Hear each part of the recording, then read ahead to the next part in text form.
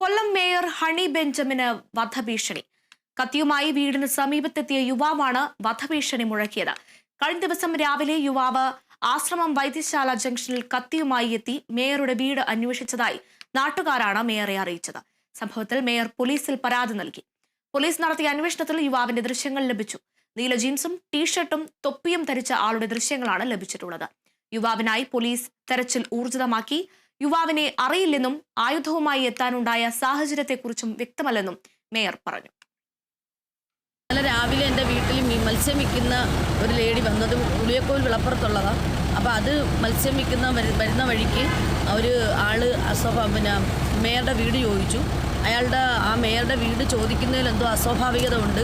ഈ കുട്ടിക്ക് പേടി തോന്നി. അതുകൊണ്ട് മേയർ ശ്രദ്ധിക്കണേ, അയാളുടെ കയ്യിൽ പിച്ചാത്തിയുണ്ട്, മേയറെ കൊല്ലൂ എന്നൊക്കെ പറയുന്നു എന്നൊക്കെയാണ് അത് വീട്ടിൽ വന്ന് പറഞ്ഞിട്ട് പോയി. അപ്പോൾ ഞാൻ അകത്ത് തിരക്കായതുകൊണ്ട് ഞാൻ ഇറങ്ങി വന്നില്ല. ഹസ്ബൻഡ് എന്നോട് പറഞ്ഞു. ഞാനപ്പോൾ അത് വളരെ നിസ്സാരവൽക്കരിച്ചങ്ങ് പോയി.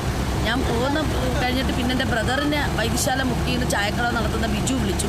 ബിജു ബ്രദറിനോട് പറഞ്ഞു, ഇങ്ങനെ ഒരാളിങ്ങനെ തിരക്കി കിടക്കുന്നു, എന്തോ ഒരു പന്തികേടുണ്ട് എന്ന് ബ്രദറിനോട് പറഞ്ഞു. ബ്രദർ വീണ്ടും വന്ന് ഹസ്ബൻഡിനോട് പറഞ്ഞു. ഹസ്ബൻഡ് എന്നെ വീണ്ടും വിളിച്ചു.